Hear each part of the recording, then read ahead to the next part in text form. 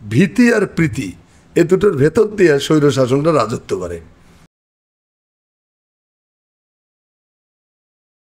দেশের এখানে একটা কথা বলছেন যে গণমাধ্যমের চরিত্র, গণমাধ্যম আমাদের রাস্তায় স্লোগান হয় যে অমুক ভাইয়ের চরিত্র ফুলের মতো পবিত্র, এটা স্লোগান আছে কিন্তু।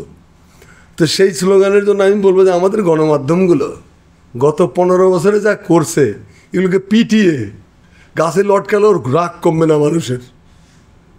এত অন্যায় করেছে, এত অপকর্ম করেছে। হরপ্রসাদ শাস্ত্রীর তৈল প্রবন্ধ পুরোটাই মুখস্থ করেছে, করে এটা মাখিয়েছে, ঢেলেছে জায়গায় বেজায়গায় করে। একজন সাংবাদিক হিসেবে আমার খুবই লজ্জা করে যে এত নিচে না নামলে কি চলতো না। গণমাধ্যমগুলোকে এখানে হাসিনার পাপোশে পরিণত করেছিল, হাসিনার পেটিকোটে পরিণত হয়ে গেছিল গণমাধ্যমগুলো, যা খুশি তাই। এটা হাসিনার দোষ না, ফ্যাসিবাদের ক্যারেক্টারটাই তাই। ফ্যাসিবাদ বা স্বৈরতন্ত্র কি করে? স্বৈরতন্ত্র প্রথমে তার বিরোধিতার কণ্ঠগুলোকে স্তব্ধ করে দেয়।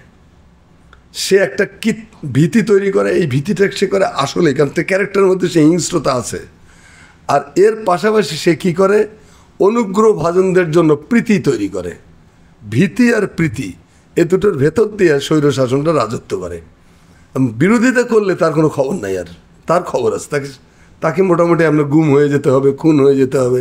ধরেন আমার মতো হয়তো নিরীহ মানুষ রাস্তাতে একলা একলা হাঁটি, খাই, বেড়াই, আমার বিরুদ্ধে কয়েকটা মামলা, এর মধ্যে প্রধানমন্ত্রীর হত্যা মামলা।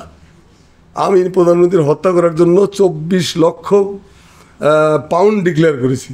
আপনার আরে 24 লক্ষ পাউন্ড যদি আমার থাকতো তা হাসিনারে মারতে যাবো কি জন্যে? আমি তো টাকা নিয়ে ভেগে চলে যেতাম, টাকা পাচারকারী। 24 লক্ষ pound not matter of joke. তো এটা আমি দেবো, যে টাকাটা পাবো কোথায়? কিন্তু এই মামলা, আরেকটা হলো যে রাষ্ট্রদ্রোহিতার মামলা, এটা তো কমন জিনিস ছিল।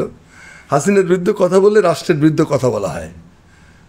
তো এরকম মামলায় হামলায় জর্জরিত পর্যুদস্ত 15 বছর অসহনীয় জীবনযাপন করলাম। আমার সংসার ছিন্ন ভিন্ন হয়ে গেছে।